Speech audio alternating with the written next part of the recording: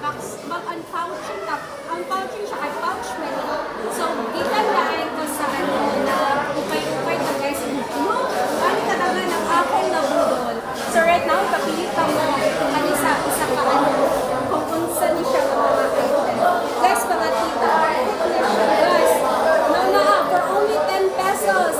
Na kayo pang outfit. Ano siya guys? First, diba? Na siya sleeve.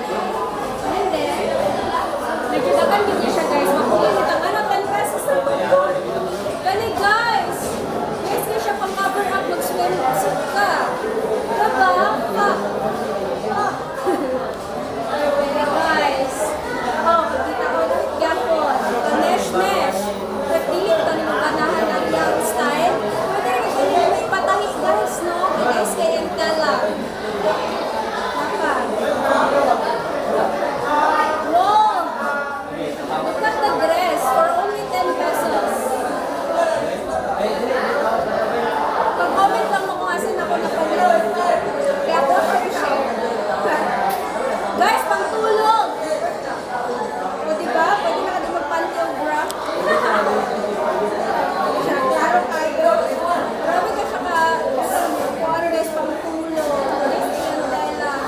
So, tanan niya akong napili guys, is pang ano din siya.